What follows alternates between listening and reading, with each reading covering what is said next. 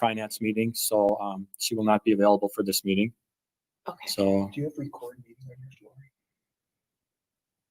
and I'm just waiting for Mark, who is the facilitator of the meeting, to give the approval here, and we'll actually formally start the meeting.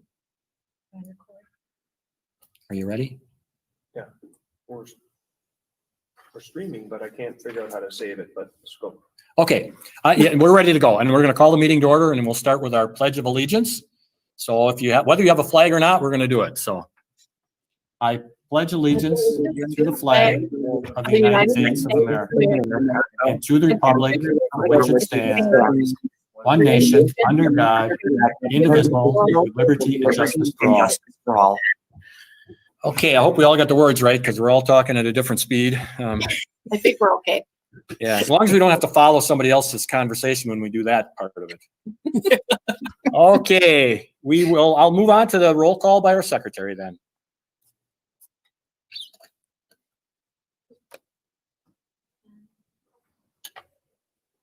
Laura, you're on mute.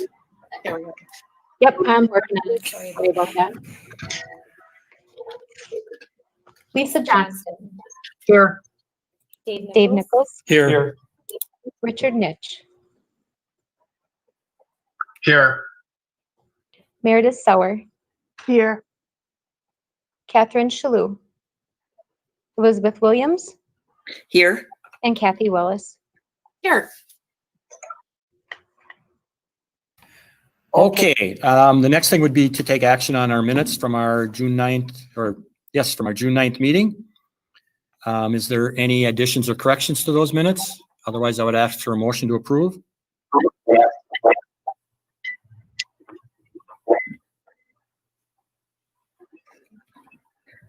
Okay. I make a motion that we approve the minutes as is. Okay, and we need a second. I'll second the motion. Okay, we have a second from Dick. And is there any further discussion? Otherwise, all in favor, say aye. Aye. Aye. Opposed? Okay, that motion is carried. We'll then move on to committee reports. And the first committee listed will be the Personnel Committee, and that's Lisa Johnson is the chairperson. Yes, we had our Personnel Committee meeting on June 10th, and what we discussed was the proposed teacher handbook change for the school forest overnight payment. This primarily applies to teachers who spent overnights with the 6th grade students who traditionally participated in the 3-day, 2-night camp at the school forest. The budget impact to this increase would be approximately $6,000 per year, and it would be absorbed and added into the 2020-2021 budget. The committee fully supported the proposed increase, recognizing a change has not been made in the compensation for the last 10 years. So we agreed to do this because we had wanted to show that we value the teachers who are providing the overnight supervision with fair compensation. We will be voting on this in the under the new business later on in the agenda.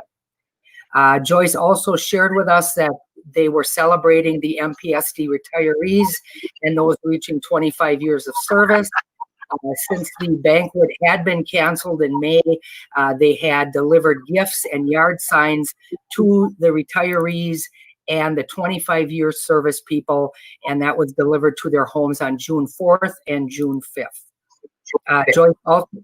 Joyce also gave us an update on hiring. Currently, all interviews continues to be done virtually. She also went on to state that as of our June 10th meeting, we had 9 teachers retirement and 19 teachers resignation. We also had requested that the exit interviews would be going out, and she communicated that in the fall of the year, she will provide the results of the exit interviews. As of this date, 14 teachers have completed and submitted the exit interviews, and which is about a 50% respond. And again, she will be sharing those results with us in fall. Also, it was stated that the employee communication throughout the summer months will be ongoing. It will be through email, and the district wants to definitely keep in contact with the teachers over the summer months. So that is being done. The return to work at the central office is being incorporated, and their goal is to develop a plan that ensures the safety of the employees once all the staff is back in the building at the central office. So those plans are ongoing. It will be including how they will clean, sanitize, physical modifications, employee health, wellness, and such. So those protocols are being developed, and they are ongoing, and they are working on it. The planning for return to school for 2020, 2021, those discussions are still ongoing. The three options that are being considered, number one, virtual distance learning, number two, students back in the buildings, and number three, a blended version of possibly those two. We also just received the DPI guidelines, and Mark is reviewing those, and I'm sure he will share that with us later on in our meeting. So that is pretty much all that we had discussed at our personnel meeting on June 10th. Are there any questions? Okay, doesn't appear to be any. Lisa, we would need a motion and a second to approve the minutes that have been provided for that meeting. Anybody want to make a motion? I so move. I'll make a motion to approve the minutes All right, I'll take that as a motion and a second. from that meeting. Any further discussion? If not, all in favor, Aye. say aye. I, Opposed? Okay, then we will, there is an item, I believe, from the Personnel Committee that is going to be on the agenda later on. Now, one thing I don't see though is I see that the item will be there, but the item itself is not attached to the board book. So we don't have that to look at. Only the committee members would have it, I guess. It There was should- it was Yeah, there in should be. regard to the increase Yeah. for the overnight staff. at the Well, I'll school bring that board. up when we get to that point. I'll bring it up when we get to that point. We'll move on to the next committee, Building and Grounds. That would be, Catherine's not here. Do we have someone from Building and Grounds that can at least give us an overview of what happened at the meeting? Lisa, Someone why else? don't you do that? Wanna We try that, mainly Lisa? There you go. Sure. We mainly discussed the McKinley building, how we are going to approach it. And again, that it will be another discussion we will bring forth to the board further on down in the agenda. It was basically to wanting to put the McKinley building on the market. We also discussed the easement that the MPU is requesting over at the soccer field on South 35th Street. And we did approve that because there were a lot of good things that MPSD would be getting from that. So we were ready to move forward with that, granting that easement to the MPU. And that was about all I remember I can recall discussing. I don't have the notes in front of me, but it was a very, very short meeting with just those two topics.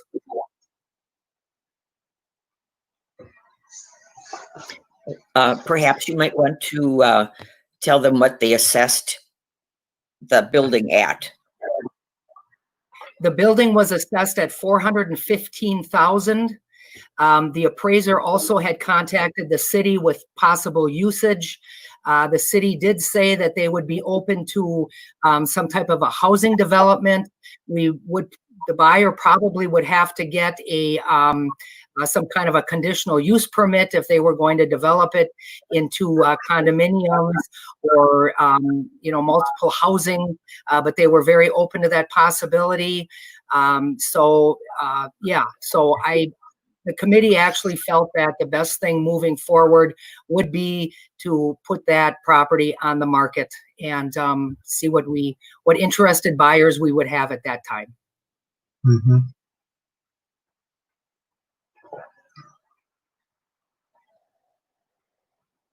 Dave, you're on mute. Hear me talking. That item is on the agenda later to take action on, and the appraisal is attached to that item. So you can look at that when we get to that. So if there's nothing else, I would ask for a motion and a second to approve the minutes from the Building and Grounds Committee. I'll make a motion to accept the minutes from the Building and Grounds Committee. I'll second it. We have a motion and a second. Any further discussion? If not, all in favor say aye. Aye. Aye. Okay, and then we have the Curriculum Committee meeting, and that is Meredith Sauer. Yes, so we met last week and had a lengthy discussion about getting some input on removing the 7th and 8th grade compacted math class. There was a lot of input from Lori Williams, the math specialist, and the things that she shared with us that the kids who are in that compacted math class often do not receive the foundational math concepts that they need to really continue on and do well in some of the more accelerated courses in high school. And likewise, there's a disparity in equity in that track as well. And what she's finding is with a lot of the four-year institutions, as well as the tech college system, that there's kind of a two-branch, you can go one of two ways, the STEM way, which this compacted math class really does affect, as well as a quantitative reasoning path as well, that focuses more on statistics for those folks going more into the humanities. So there was a lengthy discussion to get that input, and the team decided that further data was needed and more input from the math teachers as well as the parents and students. So we're going to continue those discussions. No change will be made for this coming school year as far as that goes. We also had a report given from the SSLs and the value of their positions. They are doing a great job getting into the classrooms a few times a week on all levels. They see themselves as the community connectors between students and gaining different social services that they may need outside of the school system. They are the parent conduit. They work with attendance issues, conducting weekly social and emotional workshops for the kids, and just gave us kind of a good snapshot of what their position has emerged into and the benefits of those positions. And then finally, we did review the achievement gap reduction results. There was this is a yearly report that is received. The midterm report was received in January, or maybe it was even early February. And even though the state waived the end of the year due to COVID, we still need to, I believe, and Jason or Pam, if you're here, you can correct me. I think we need to receive that report that it's been reviewed. Pam, is that correct? That is correct. So the board, it has to be, the information has to be presented to the board. For this year, the state removed the requirement to do the end of year assessment, but asked for an update on what we were doing to meet students' needs in reading and math through the distance learning model. And so we provided them with an overview of the distance learning model, just helping them to understand our teachers were still working to meet student needs, still continuing to do their own formative assessment, and then providing individualized instruction for students.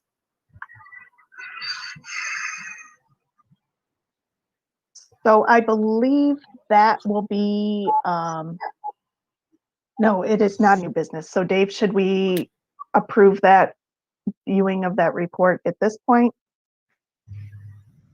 Well, that would have been up to the curriculum. That was committee in at the time committee, to so do we that. don't need it Yeah, so we don't, as a whole board. well, we're not right? going to be able to do it here.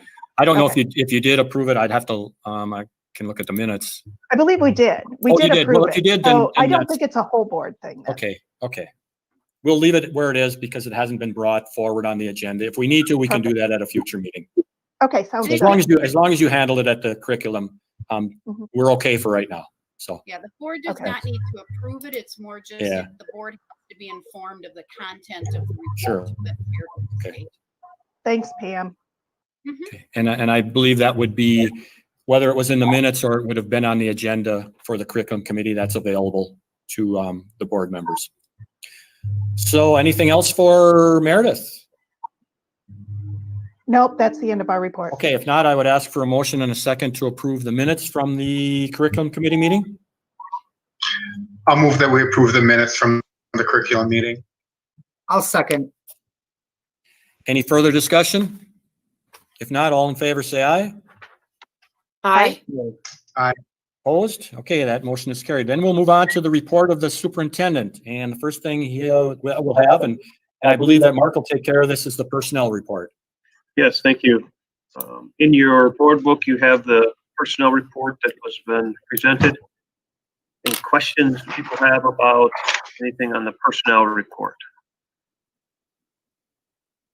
My only question would be in regard to, and this would be an ongoing issue from this point forward, is extracurriculars, any stipends that we're going to pay, because many of those activities may not take place. And I suspect that there will have to be discussions on how we'll handle that. I know that there were discussions in regard to the spring sports and a resolution was reached. But I'm not objecting to it. I'm going to approve it. It's just that we are aware that those types of positions may not exist during the next school year. Yeah, there's definitely a conversation that I hope we can avoid, but if it comes to it, we'll have to. And it's talking about positions of which, if we're virtual or we don't have them exist, are we laying people off? And last school year or up until now, we haven't done that. But if we're not in person, there are positions that we won't need, and coaches would be one of them.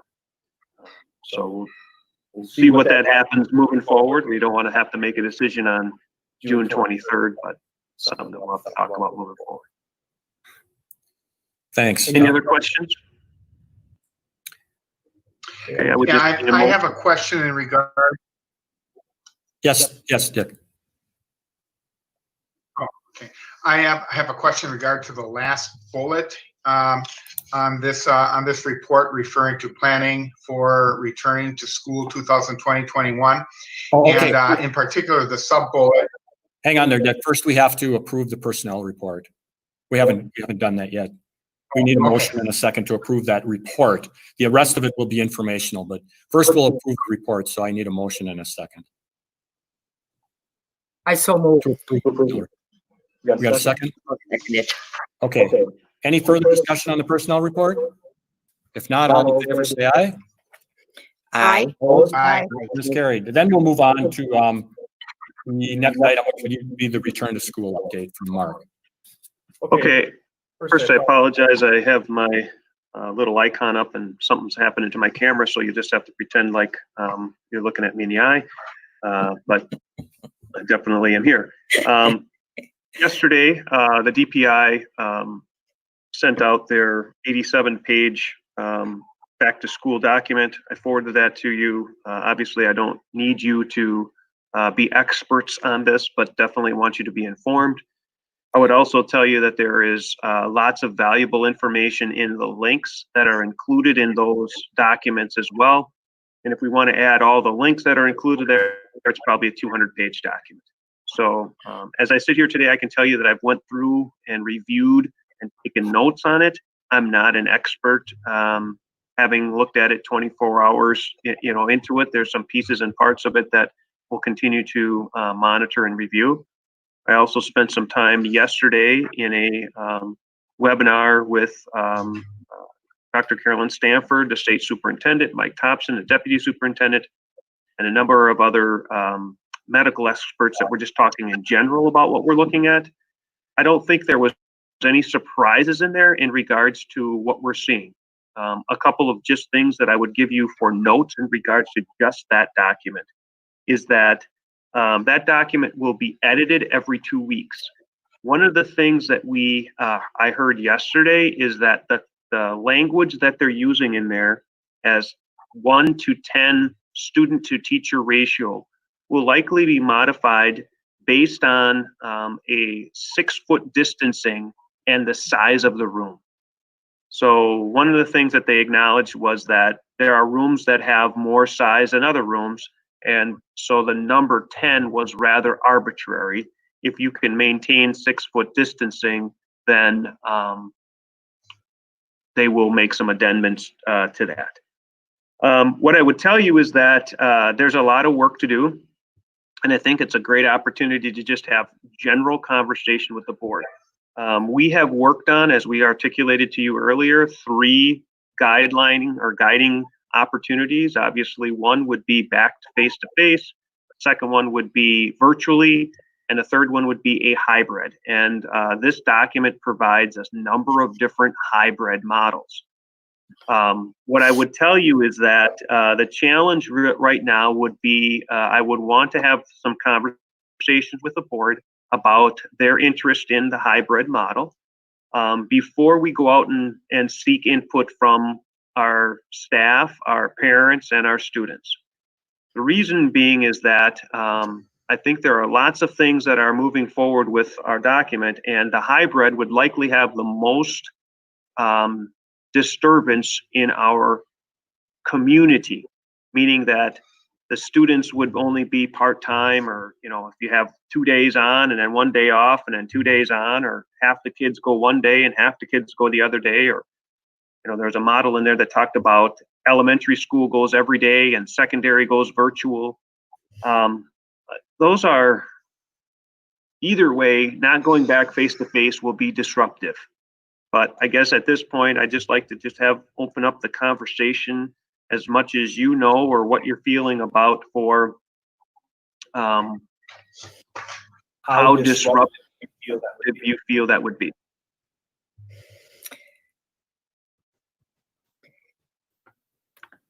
Go ahead, Liz. Okay. Well, I have received, several communications from parents, and they have talked about the fact that the virtual learning has been very disruptive, not necessarily in their home, but with, how do I even say this without, they really want the kids to be back in school.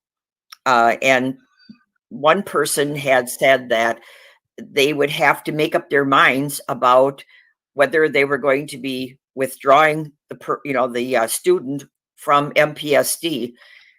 And I thought, I hate like heck to see, more kids losing out, but that seems to be the, what most parents are feeling, is that these kids are losing out when they are trying to be taught, virtually.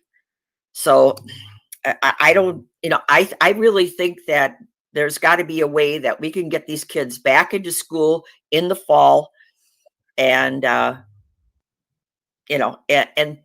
then the possibility of the coronavirus going home with one of them, that's going to have to be something that, I think that the parents and the, children are going to have to deal with. And I'm not saying that it's, too bad, because I'm not saying that at all, but I'm just saying that they're going to have to deal with it somehow or another. And we can't hide all of our lives, period. Thank you. Any others? Would you like to provide input? I would say on the reverse side of that, as an individual who's an asthmatic, I'm not sure I want my kids sitting in a class with 30 other kids and a teacher and bringing who knows what home and compromising mine.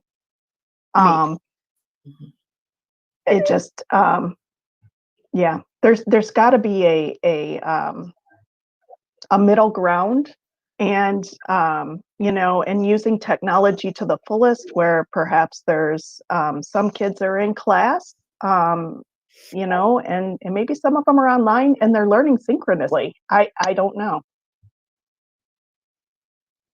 Okay, thank you. Who is next here? Who would like to go next? Anybody? I'd like to just add, Lisa? if Go ahead. families feel comfortable sending their children back to school, they should have that option to be able to do that. And we as a school district should be able to try to supply a very safe environment. On the flip side of that, if parents and families do not feel comfortable sending their children back to school, then we as a district should offer them a virtual learning option, a live streaming option, something to that effect, that they can still have our services in their home done virtually. So that's pretty much where I'm coming from with my opinion. Yeah. I guess I was also wondering whether we could come up with a plan that would give parents a choice. You know, it's not all parents are going to be comfortable with whatever we recommend. You know, it's in some of the scenarios, you know, that we're describing. You know, it's you know, I know there's a lot of parents, you know, that are challenged, you know, it's with virtual learning, and there's probably a number of students, and probably most students, that aren't learning at the same level they would if they were face to face. You know, that concerns me, but the health, the kids and the families concern me as well. It's a challenging task. It's a challenging task. You know, I guess I'm leaning more towards parents having a choice and making an informed choice based on what it is we have to offer and the health precautions that we're taking. Okay, thanks. Kathy, did you want to provide some input? The only thing additional that I can think of is maybe we could consider doing some sort of parent survey so we have an idea about how many parents or families would be comfortable sending their students to school versus a virtual learning opportunity. We might find there's very few who want to go one way or another, and that could help sway our decision making. So I don't know if that's possible. Of course, it's just something else to do again, but I think in preparation for things, it might give us more information that we need to move forward. So that would just be an idea.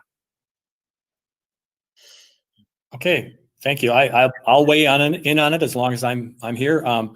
My position is to hopefully that we can look at ways to reopen rather than ways of staying closed. I serve on a board of another organization where we're being asked to approve events, group type events.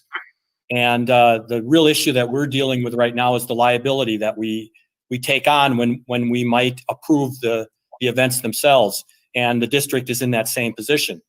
It's much easier to give approval, but much harder than to protect that approval. And that's really what we have to look at. But as long as we're moving forward with ways to reopen rather than ways to stay closed, I'm certainly in favor of that and doing that in a safe and healthy manner for all involved parties. So, okay, thank you. I think that should help you. I hope you, whether you agree with any of us or all of us, you know, that it's something that you're going to use in the discussions that are going to take place. Yes, I thank you very much for your feedback. If it was easy, we would have given you the guideline of what was going to happen right now. Right. What I would tell you is this. We don't have another board meeting until the 14th of July. And we are going to have to do a lot of work between now and the 14th of July because we are going to need to communicate, in my opinion, before the end of July with the families to say, here's what we're doing. Mm-hmm. And as I think through that process, I really think we're going to have some kind of a plan in place. I can't just say, well, we're going to go back, but I don't really have the plan yet. And I'll tell you the plan on August 15th. I really have to be able to tell you that we really are going to, this is what we're going to do. And here is how we're going to keep your kids safe or what options you have, et cetera, et cetera. Having said that, that probably means that we've got to lean towards the middle of July to actually make a decision so that we can spend all of our time from the middle of July to the end of July working out the specific details of how we're going to make this happen. if that makes sense. Knowing all along that there are basically 3 groups that can close the Manitowoc Public School District: the Manitowoc Board of Education, the County Health Department, and the State Health Department. So those 3 groups, obviously you have the ability to say, we're not coming back to school, we are closing school because of health related issues. The county can do the same and the state can do the same. So we're going to move forward and try to do the best we can to reopen using as many guidelines as we can. We have plans, that's our hope. But we also know that we're going to take input and feedback from the state and the county. And some of the things that we're going to have uniquenesses, and again, I use that social distancing. 6 feet social distancing is not easily attainable with a 20-to-1 student to teacher ratio, which just some of the buildings just don't have those facilities. So that causes, like, I don't know, but to your point, I think we can survey this parents. We did survey them, asking them how we did. I think that ended up last Friday or Monday. I haven't seen the data results saying how we did with social, this distance virtual learning, and what can we do better.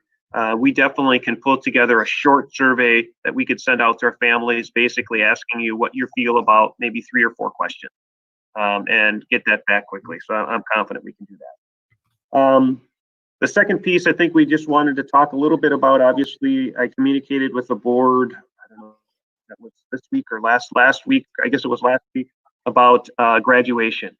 And maybe to give you some, I'm sure you've gotten some input and feedback regarding graduation. I would articulate that that was a difficult decision.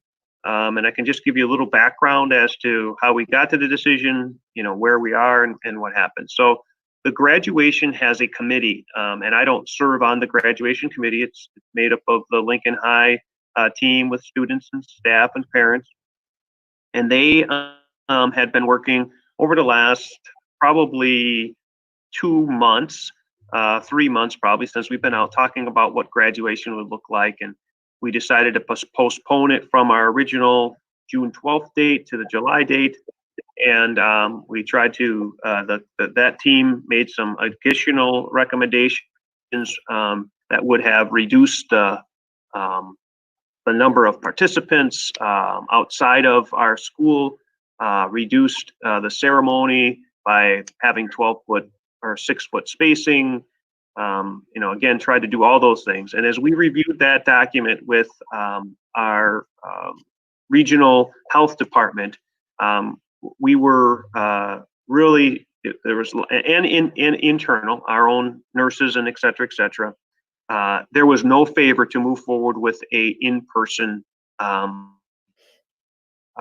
graduation. The rationale behind it was twofold. Our graduation outside at Lincoln, as great as it is a public event, and it is not possible for us to control or mitigate the number of people who assemble around graduation.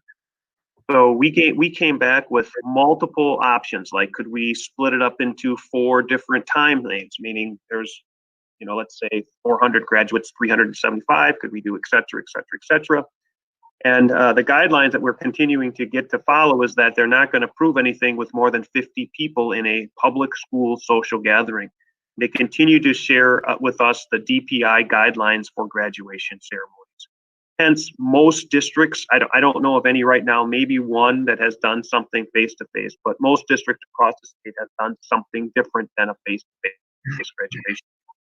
So we continue to have conversations with our regional health, with our internal folks, and talked about different ways we can come up with a plan.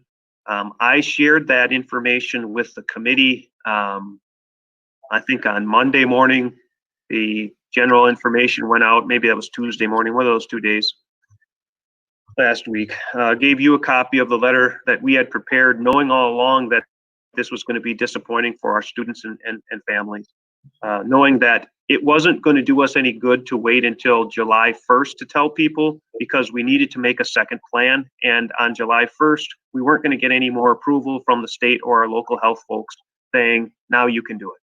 So I know that the challenge within our students and our families is that our public has multiple responses to what we're seeing. And, you know, if you walk into public areas, I use this example often. If I go to Menards, I have to wear a mask. If I don't have one, I have to pay for one. And if I go to Home Depot, I don't have to wear one.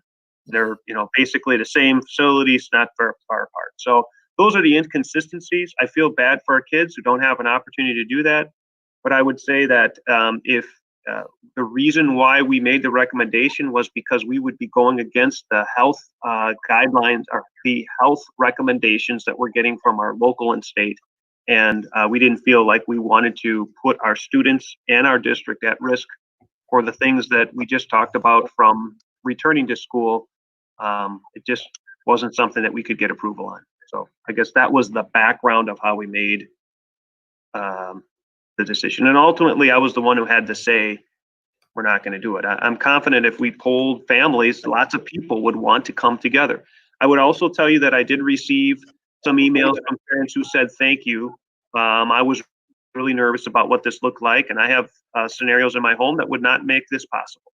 So, you know, but I do know the loud voices and a lot of, I would tell you that I had probably 3 or 4 emails. I know Lee, Dennis, and Lincoln High School got probably double or triple that, but I did not receive, you know, hundreds of emails. I'm sure many of you got emails as well.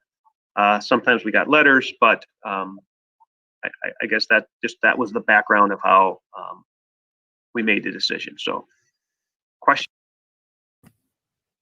that I can help with. Yeah, actually, Mark, I do want, if it's possible for you to address a lot of the people we're bringing up who contacted us that Valders had an in-person graduation.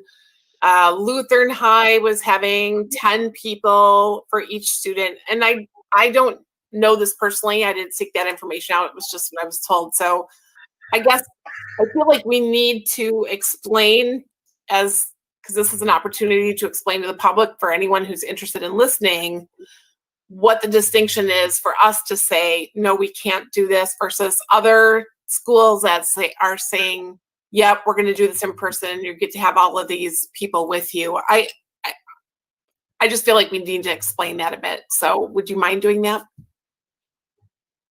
Sure. I'm not aware that Valders has had graduation. I think they had some conversations about that. I'm not sure what they're doing, but I do know that if they did that, they would be going against the guidelines from the state and the county. So they could be. I mean, it's possible that they're choosing to do that. I don't know that they've had graduation yet, so I'm not familiar with that. I feel like I had a conversation with all of the in-city Roncalli, Lutheran, Two Rivers, and us, and I'm not aware of anybody in that group doing something face-to-face. Now, I can't 100% surely give you that answer, but here's what I can tell you that I know is true. Okay. One of the things that we're working on is a drive-through graduation ceremony at Lincoln High School, right? And so if we have 300 students who are in this model, and there's 375-ish graduates, and every student gets 2 minutes to get out of their car, get a picture, get it, and get back in, right? So you multiply 2 times 300, that's 600 minutes, right? And we know that that's literally 6 hours without any break of 2 minutes on 2 minutes on 2 minutes on 2 minutes, right? So sometimes the sheer size of our graduation ceremony doesn't allow a 10-person ceremony with less than 50 people, because we would have to do it for a week and a half to make it happen.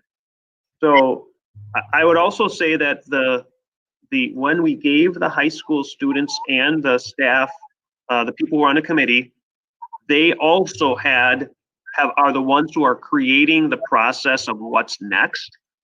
And so we wanted our students and families, again, it's not 100 people, there's probably 20 people on that committee. We wanted them to come back and create the model of what is next. And I think there's some exciting things that are going to happen. I know that the local radio station, WOMT, is going to, they're going to actually put together the graduation ceremony in advance and then play it as a live event on July 18th. So for example, the whole pomp and circumstance process, the speeches and all that is going to be pre-recorded and then played beginning at 10 o'clock. I'm probably letting a little bit out of the bag, but that's already in the mix. So that are some exciting things we're doing, but I don't know of other school districts who have anything even close to our size that are doing it outside of ones who have pushed it off. Now I know a couple who have pushed it off to August and they're saying, hey, we're going to try to do something on August 2nd or August 9th. And I think our committee is saying at some point we just have to stop. We're not going to have graduation. And what we heard from the families was keep it on the 18th because we already have plans to do stuff as a family on the 18th. So let's keep it on that date. So I guess that's what I can tell you. I'm not quite sure, but the reality is that if you choose not to follow any guidelines, I guess you can choose to do that. But if something happens, obviously you're putting yourself at significant risk, and you're probably not helping support the community spread. We're seeing that right now in our community. That over the last week, there's been a real large increase of community spread. And community spread means that I might not have symptoms and I'm given to somebody who doesn't know that I have, right? And you know, that is going to happen. Like we are going to have, that is going to continue. And if we continue to provide opportunities for that, we won't, our goal is to mitigate the risk, not maximize it. I think that would be my response. Yeah, thank you, Mark. And I'd like to add, I know he's not here, but I thought that Mr. Tennis did a great job with his video. I thought he showed real compassion and understanding with the students and excitement for what's coming forward for them with graduation. So I really appreciated whoever put all of that thought into this, and putting that video together was great. So thank you for all that. Yeah, that Lincoln High team obviously did not anything else for 48 hours, right? From the time that we were planning to tell the students we're not doing it to putting a plan in place so that we could tell people as soon as possible that we are doing something positive. Yeah, obviously they did great work. Yeah, thank you. Mark, Dave made reference a little earlier in regards to liability in regard to participation in another committee sitting in on. I'm kind of wondering, is there any potential liability to the school district if we open school, we have kids come in, and we run into any circumstances that might be contrary to the recommendations of the health department? Do we have potential liability? Well, my answer to that question is we always are liable, right? We have like a insurance for students who get hurt at school.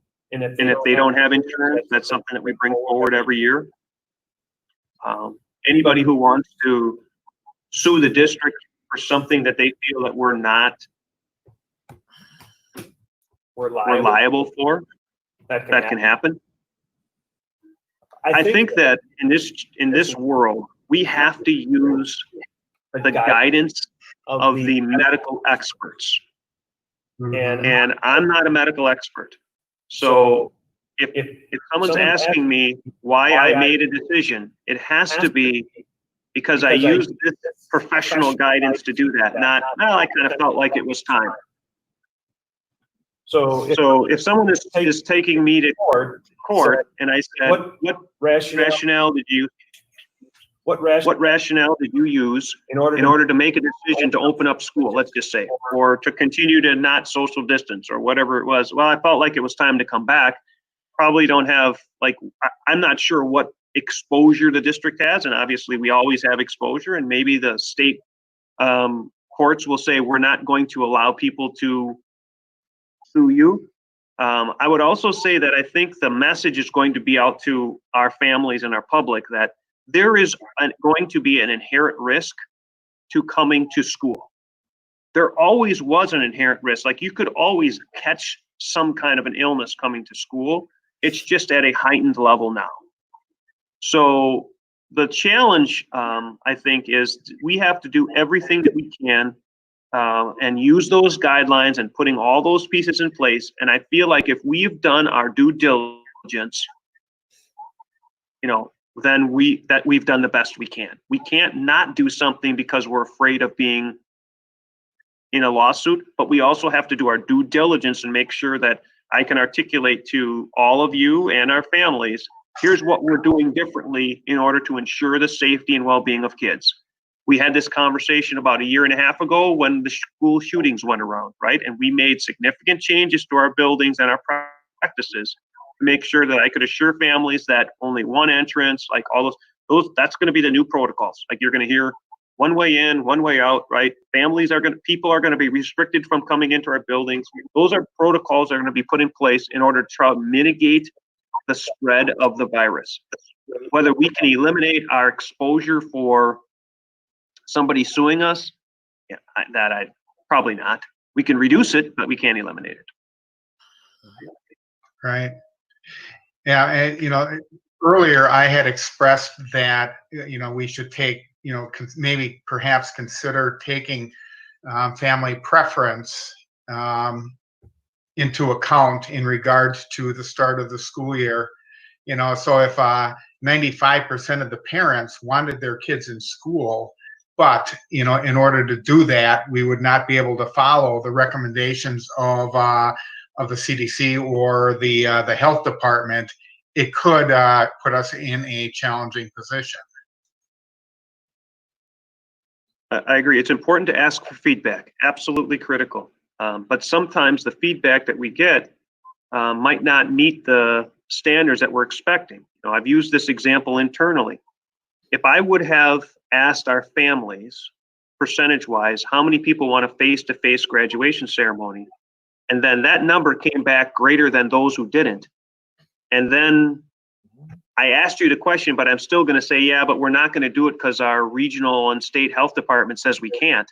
Well, why would I ask you the question in the first place? You already knew your decision, right? So therein lies the challenge of, we have to use the professional guidelines. We can't ignore it. We can't just pretend like it doesn't exist, but we also have to get a feel for, example, what you guys are thinking about and what our families are thinking. I think it's important to have data and information so that we come back and I can give you some informed decisions. Knowing that, and I heard Liz's point, the idea of virtual learning is new and we're better at it than we were in March. It's not best for kids. Yeah. If it was, we would all be virtual learning, right? It's just not. Face-to-face is best for kids and best for student learning. We've got educational gaps we've got to fill, we've got holes, and our mental well-beings, our kids need to come back to school. Our adults need to come back to school. But we have to do that in a safe manner because, we do not want to have, I would say, and I'd said, I don't want to be the first that has to come back to the school board and says, I have to shut down a school because we have X number of students or staff who have caught the virus and have to stay home. That is not a conversation we want to be involved in. And I'm guessing that will happen sometime this year in some school district. So we're going to do everything we can to not be that school district, knowing that we have an obligation to educate kids. So we're going to do the best we can to do that. One other quick question for you, Mark. You mentioned that you surveyed parents in regard to the quality of virtual learning. I was wondering what % of parents responded. I don't have that data yet. I can get that out as soon as we did. I think that the actual closed was either Friday or Monday for the survey to end. Oh, okay. So I haven't seen the final results yet. I think we'll probably get it this week if it's Friday or Monday, but or early. As soon as we get that, we can give that data out. I'll share it as much as we can. I was just wondering in regard to the idea of surveying parents to see what they would like to see the school district do. If we have an extremely low return, it probably isn't of great value. It's if we get a lot of parent response, it possibly could give us some direction. So I was just kind of wondering about the % of response. Yeah, I think we could, if we decide that we want to put together a quick survey, I'm pretty sure that through our pushing out, there, Jason just told me that we had 1,002 responses. I would tell you that there's about when I send out like an Infinite Campus push out to families, just families, there's like 3,000 something, 600 families. Now, I'm not sure, you know, if one family with, you know, there's one kid has 2 parents or something to that extent, but how that's counted. But that would probably be about that. I would guess that number is between 30 and 40%. So probably from the statistical standpoint of surveys, really, really good. But from, you know, is that the absolute? I think if I ask people what they think about coming back to school, it's a pretty hot topic. So we may get a few more higher percentage than that. So we'll have to see. Yeah.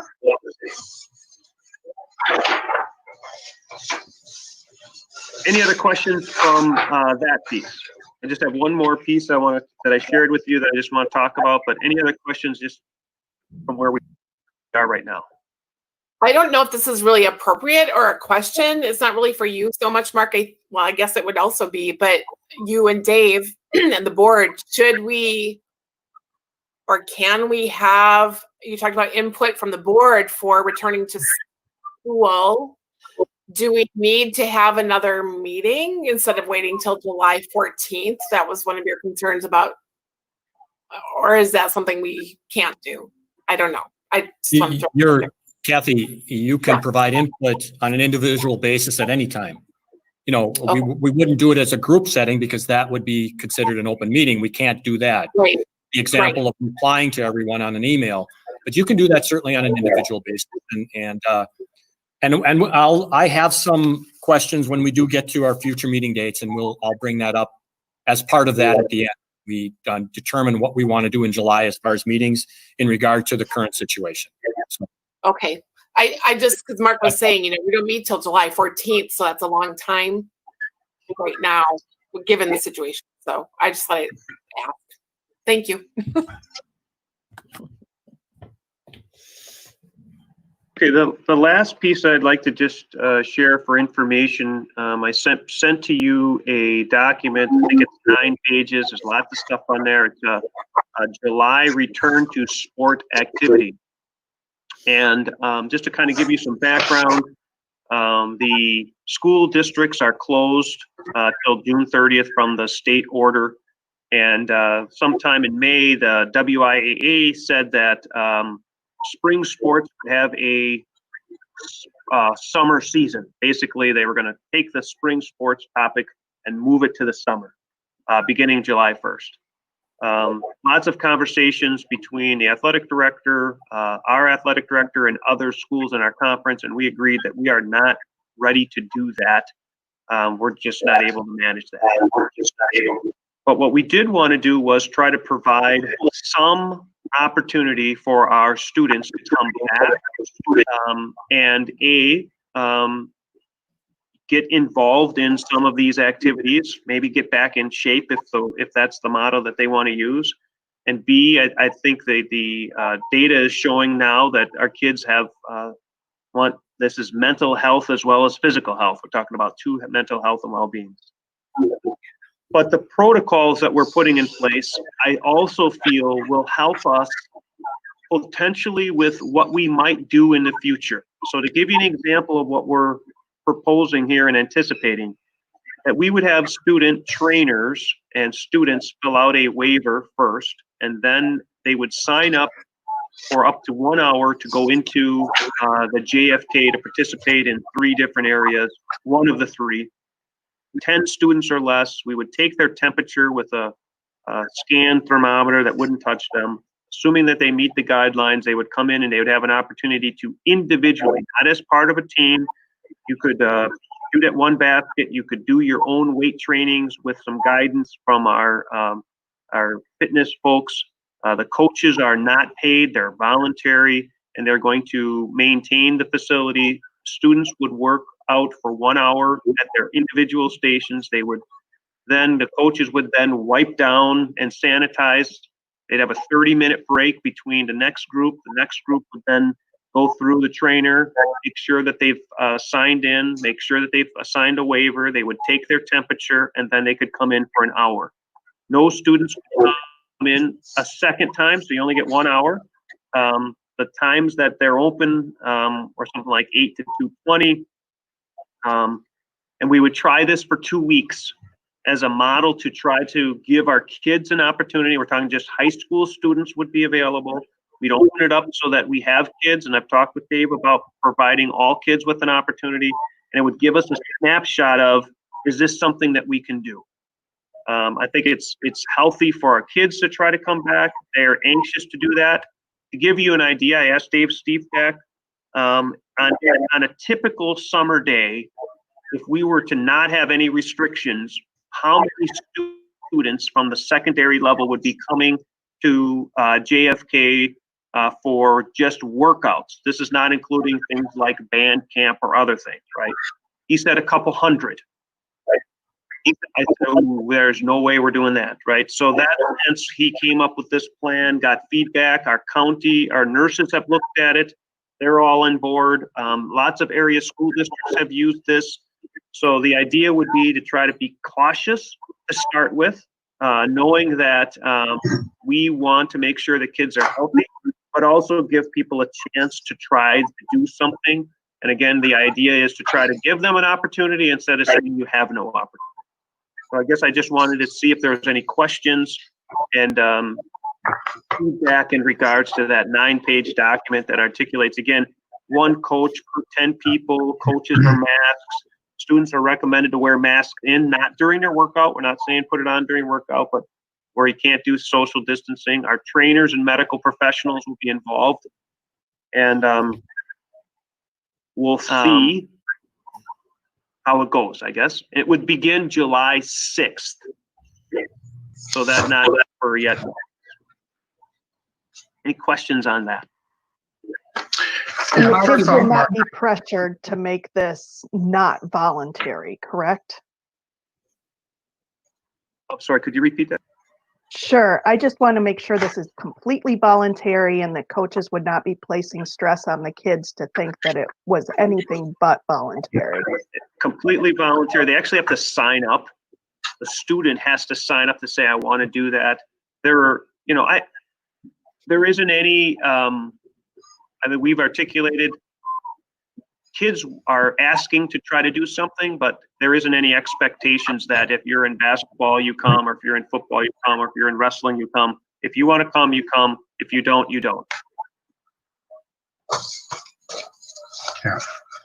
Mark, I thought this document was well done. It includes a lot of cautions in regard to making activities available to students. There's one part that I question, and that was, vulnerable individuals will not oversee or participate in any workouts.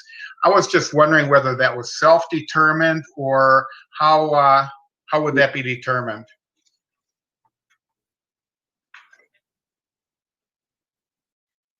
The adults are definitely a self-communication, meaning that we wanted to make sure that somebody who might have concerns about their exposure would not be exposed to kids.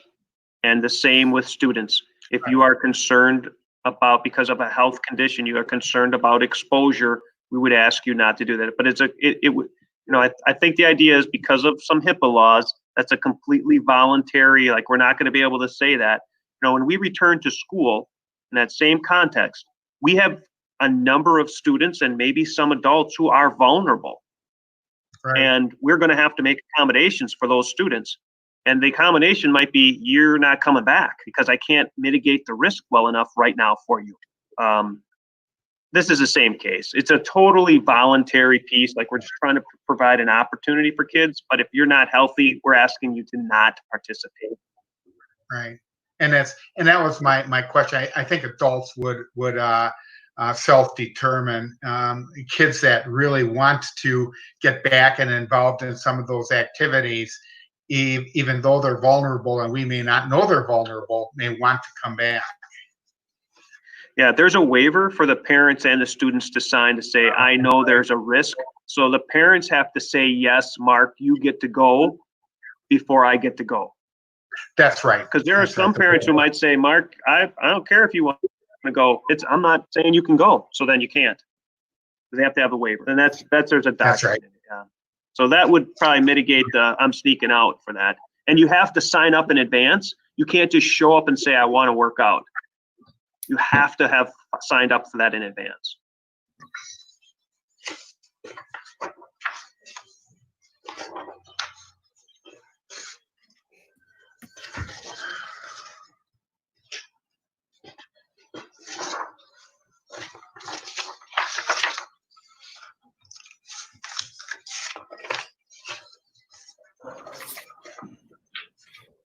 And then the last thing on Mark's report would be the Fleetwood property. We had an inquiry on that, a portion of the property. And I believe that you've gotten that document previously. Right, so thank you for that. Just last board meeting, I shared with you a letter that was presented to us, and it was really for the communication piece, and we weren't really able to discuss it. So there isn't any action here, it's just an opportunity to discuss. In all honesty, my recommendation would be that if the board has interest, they would move it to the Buildings and Grounds Committee, much like we've done with the other property, and then the Buildings and Grounds Committee can kind of vet that process and then bring it back if they want to do something. But I just, now we can talk about it. So it's open for you to discuss.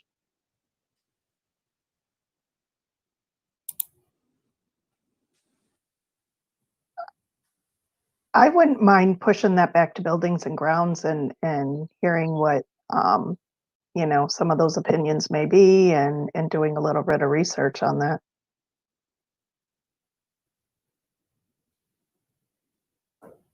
And Meredith, I would agree with you. I think it's best to just take it to the committee level, find out the purpose of purchasing the property, why we've been holding on to it this long, what our future intentions are. Those kinds of things should really be done at the committee level.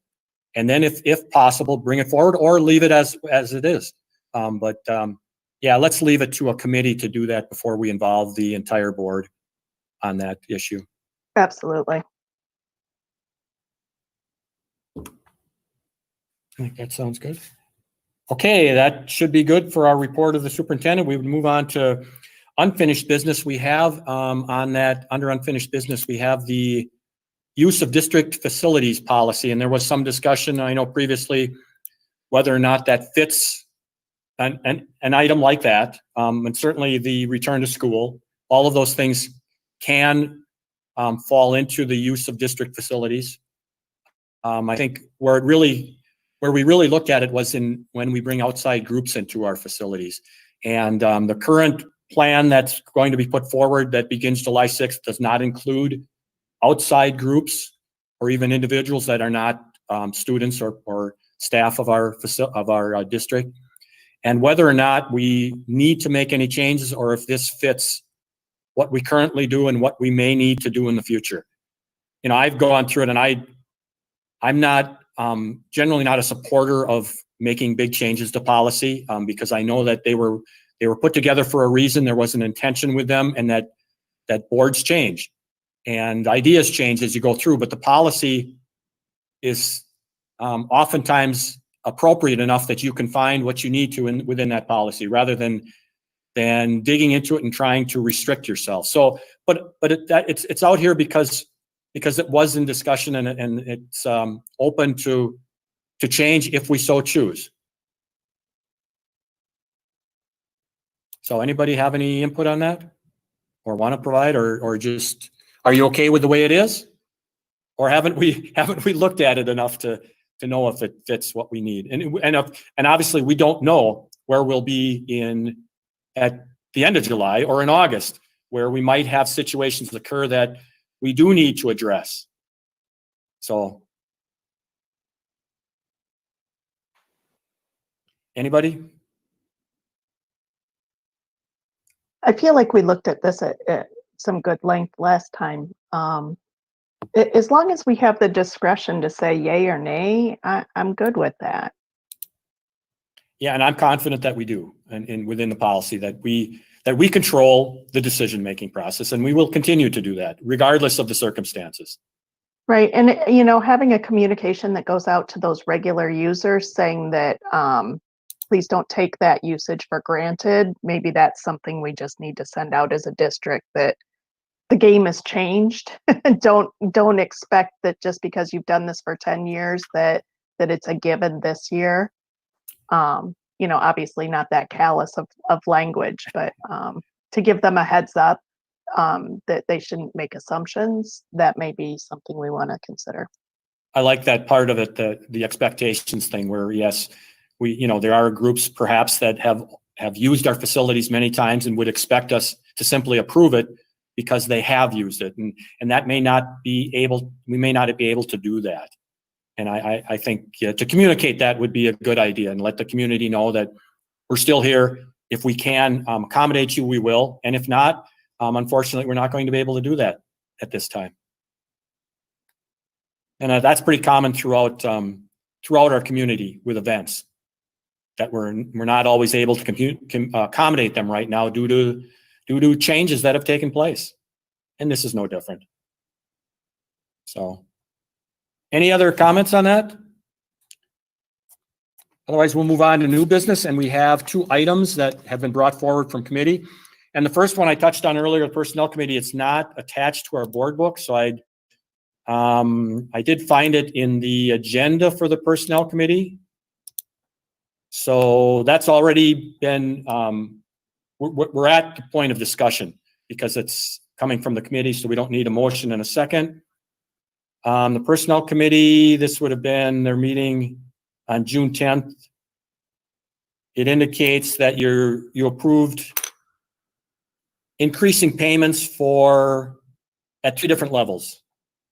And the concern I have with it, and I'm going to actually make an amendment to it, is according to the minutes, or according to this, they haven't had an increase in 10 years, but you're looking at significantly higher increases than they would have gotten over those 10 years, and that we've given our teachers, for example, and the rest of our staff. Because, for example, the $50 goes up to $75, that's a 50% increase. The $75 goes to $125, that's a 67% increase. I just find those, especially with our budget issues and uncertainty with revenue, that's a significant increase. The consumer price index has increased probably, I believe, less than 20% over those 10 years. A lot of that is due to changes that have taken place, certainly in public employment. The ability to increase wages has been changed significantly. So we give, for example, a 1.8% increase.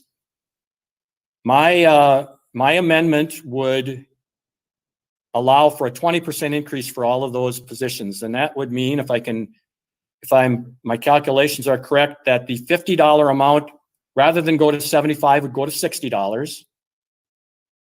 The $75 amount, rather than $125, would go to $90. And the $125 amount, rather than $200, would go to $150. So that would be my amendment to the motion that's on the floor. And then there would need to be a second in order for that to move forward.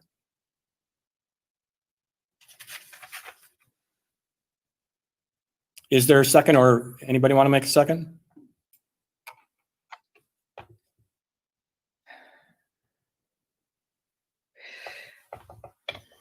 Okay, there's no second, so we go back to the original motion. And I will say I'm not going to support it. I think it's, sure, it's only $6,000 and we're putting it into our budget, which we don't know that we have enough money to begin with. We've had deficit budgets in the past.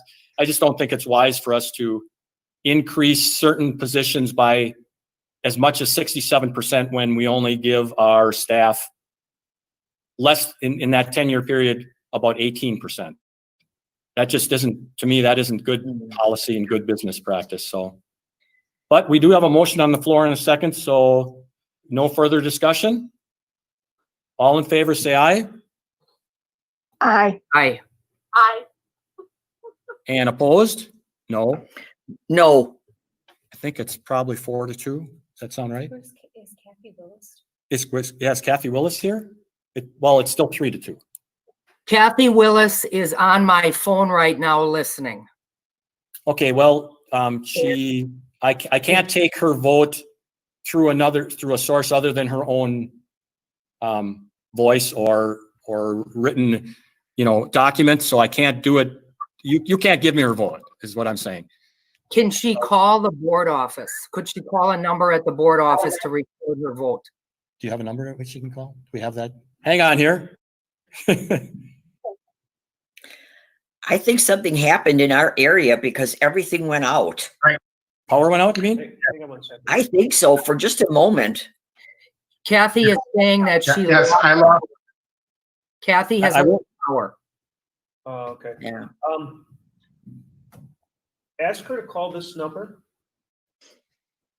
To try it. 323 7. Oh, that's my number. She could do that. Should I have her call my number? Yes. Okay, here. Lisa, you got control of that? She can call my number. Yeah. 920-242-0899. And she can actually text me. I'll take that. That's fine. Did you get that number, Kathy? Yeah, and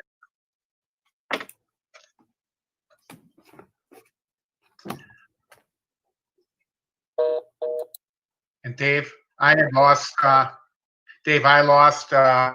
connection as well. I agree. I think the power went out here or something happened.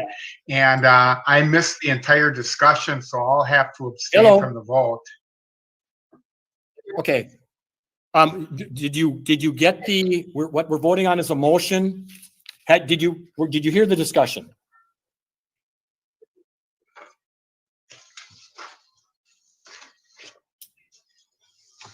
Well, no, I can't have you abstain from voting. That's up to you.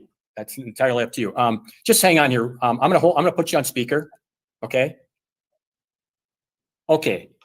It doesn't sound like everybody even voted on the amendment. What did you get? What do you have for the amendment? If you got 4 votes. We didn't vote for the amendment because we didn't get a second. Okay, so we don't have that. So, Right. but did she have an opportunity to second? I didn't see she was connected. Okay. Well, we'll go with this. Let's just go with this. I don't know how else to do it. So. Okay, so we With a 3-2? it doesn't pass at 3-3. We have to have, if we have 6 people, we need to give that opportunity to all 6 people to vote. Okay. So we can't, I've only got 3 right now. You gotta get 4 to pass it. Okay. So. Okay, it so- doesn't move forward? So Or no, we not yet. vote again? Here's where we're at. We have the motion on the floor. And the motion is to increase the pay for the school forest overnight. And you should, I don't know if you all have that because it wasn't, the link isn't on the agenda. You'd have to go to the Personnel Committee agenda from June 10th in order to see what that was, unless you were on the committee itself. Now, Dick, you said that you had lost communication. Did you hear any of the discussion that took place regarding that? I did not. Okay. Would it be helpful for me to bring the document up on the screen so that everybody can see what we're talking about? Yeah, I mean, I've got it up on mine because Oh, there you go. Personnel Yep. Committee, but yeah, that's why we really need those documents, a motion to be on our agenda. We can't just be doing it from the committee because it's only 3 members. And so, okay. So what we have is we're in the middle of voting. Since we had this glitch occur, I'm going to ask that we'll vote on this again. The motion is to approve the changes that you see on the screen. It's already been seconded within committee. So we're in the discussion area, and I'm going to open that back up. And I started the discussion by saying that I'm not in favor of it. I had offered an amendment to increase the pay by 20%, which is in line with the consumer price index over the last 10 years, and that I'm not going to support it.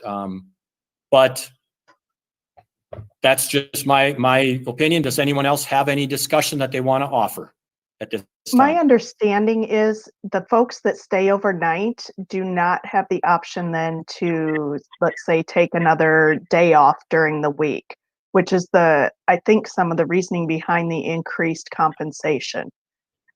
So I'm going to vote in favor for it. Being with these kids, making sure that they're staying where they need to stay. I get what Dave is saying about CPI and leveled increases, but this has not been looked at in literally years. So it hasn't had the opportunity to have incremental change over the years, which is why it looks even more significant, I think. Okay, thank you. One Liz, question I have is, so then these teachers that go, like to the school forest and stay overnight, do they also get paid their rate, for that day? They would get their daily rate, but they're on salary, right? So, I mean, I guess if you divide up their salary, you could divide that 24 hours a day, or you could divide that 8 hours a day. well, this would be an additional stipend. It Just is an like- additional like stipend other stipends that we have. because it's outside of their normal workday. This Okay, isn't the only pay they're receiving for that day, but it's an additional stipend because they're performing an additional duty. okay, yeah, and I'm sorry, but I did not hear what the discussion was before. Otherwise, Dave, I would have seconded what you were talking about, because I feel that that's more in line with, with the types of things that we've been discussing as far as the budget and that is concerned. I would, I certainly understand where Meredith is coming from in regard to it hasn't been addressed in a long time, but I would also be interested in looking at a 20% increase at this point in time, and then perhaps readdressing it again in a year or two if we feel that it needs additional compensation. Well, I understand that the process right now for this issue has become very convoluted, and that's unfortunate. That's a result of technology that is out of our control. I did notice, Liz, that you disappeared for a while, and Dick as well. I just didn't know what the reason was, and Kathy disappeared. It's hard to tell that from this location. But I'm not going back to the amendment. We're in the process of voting. What we can do is if you support it, vote yes. If you have questions and don't support it and would like it to perhaps come back in a different fashion, just vote no. It doesn't make it disappear. It can come back at our next meeting. We can revisit it. We can't revisit it here anymore. We've done that. I made that effort. But so it's up to you. If we vote it down, it doesn't mean it's not going to happen. It can happen in the future. It can be discussed again at committee and brought again back to the board in the same fashion or in a different fashion. If that's what you choose to do, that would be the way to do it now. So any other discussion? All right. If not, all those in favor say aye. Aye. Aye. Do we know who that is? It's And Meredith. okay, and those that oppose, nay? Nay. I'm voting no. Did Kathy vote? She's on mute. Kathy, you're on mute. And I'm not a lip reader. Sorry, there we go. I said yay. Okay, I voted thank you. Thank you. So- Sorry. So it's 3-3, so the motion fails. But again, as I said, it can come back in the future. I did hear those that objected would like to see it maybe in a different fashion or some other things. We can certainly address issues other than the pay as well. It doesn't have to be limited to increasing the pay. The fact Meredith did bring something up in that regard that's outside of the pay issue, that can be brought up. So, okay, we'll move forward then to the next item, which we do have a link to, and that is the McKinley building sale, and we received an appraisal. I believe the appraisal is what's up on the board book here. And would someone from that committee like to at least discuss where we're at? Because you approved that at committee, and again, we'd be in the discussion phase. So I know Catherine is the, I believe Catherine is the committee chair. She's not here. And if someone else on that committee could just let us know what we need to approve here. So what you're looking at is an appraisal that was done, and it came out at $415,000. The appraiser's recommendation was the highest and best use would be to keep the building as it is. They also looked at possibly demolishing the building and, making it into residential lots, although that was not the highest and best use. His opinion was possibly keep it as it is for institutional use, or possibly having a developer turn it into rental units, condominium, townhouses, that type of thing. Also, it seems that there are interested buyers that buy buildings like that for historical value, and rehab them and repurpose them and use them for something other than demolishing them. So that was a recommendation. We, as a committee, were bringing it to the full board to ask for approval to market the building and try to sell it. So that was the discussion of our committee. Thank you. That's very helpful. Does everybody have any questions on the motion that's out there and what that means? Obviously, once we sell it, we lose complete control of that area. So they can do whatever they choose or whatever they receive approval to do with that area. Mm-hmm. Any other questions? If not, I would ask for a motion to approve. All right, not a motion, but a vote to approve. All in favor, say aye. Aye. Aye. Opposed? Okay, that's approved unanimously. That makes it a little easier. Do we have anybody have any other business that they would just like to bring up? At least that they need to bring up at this point. Otherwise, I would go to any future committee meetings. If our directors are still here, if they have any committee meetings that they have, I know that Sean had mentioned about a finance committee meeting at some point. He'll let us know that. Right. Do we have anything from curriculum? That would be Jason. I believe or Pam? are set for our next date, but we'll be shifting around in August, and I don't have that date right at my fingertips. Okay, something in August though. Okay. August 20th. Thank you. Scheduled by 21. Chris is here, building and grounds. Chris, I'll schedule something to talk about the Fleetwood project that we talked about earlier. So I'll schedule something with the committee. and anything for personnel? Is that, let's see. Yeah, Lisa, you're the chair. Do you have anything planned that you're aware of for personnel? No, I do not. Okay. The other thing would then obviously is our board meetings. We would not be scheduled to meet again until the 14th and the 28th. Now we can modify that if you think it's important. I know we had some discussion earlier. Mark brought up some things. We're in a situation where we have to make decisions sooner than we might like to and sooner than we normally would have to, where waiting 3 weeks for a meeting may not be in our best interest. If you are interested, I'll just throw something out. We could meet on the 7th and the 21st rather than the 14th and the 28th. I don't know. What are your thoughts on that? We'd have to do that. We have to make that decision quickly because our normal policy has the meeting on the second Tuesday and the fourth Tuesday, but we do have the ability to change that if we need to, or have an additional meeting. That might even be better. Mhm. We could meet on the 7th and the 14th. That might be a better idea. Or, perhaps, if we meet on the 7th and the 21st, and then after the 7th, if we feel there's a need for an additional meeting, we could schedule one. Well, I agree that actually, to me, it would be better to schedule it And then if we don't need it, we just would not have it.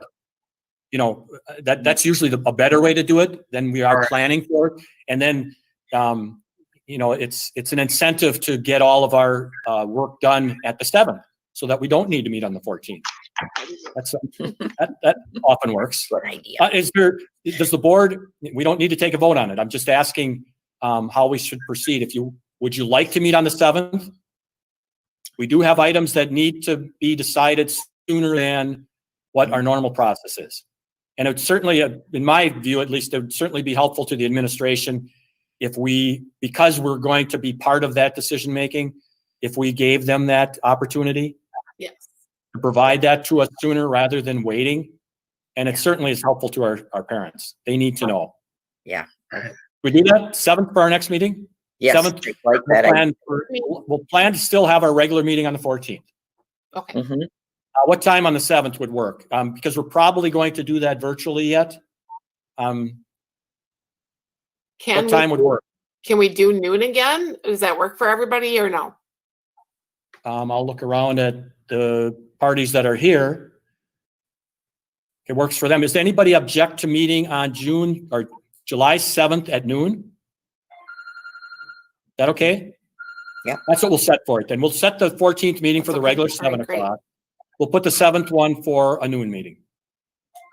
And then I'll meet with Mark next week and set an agenda. And if you have any other items, always let me know that. Okay? Okay. Sounds All good. right. Now I'd like a motion to adjourn. I move we adjourn. Second, I'll second it. all in favor, say aye. Aye. Hi. Opposed? Okay, we are adjourned. Thank you. See you or hear you on July 7th.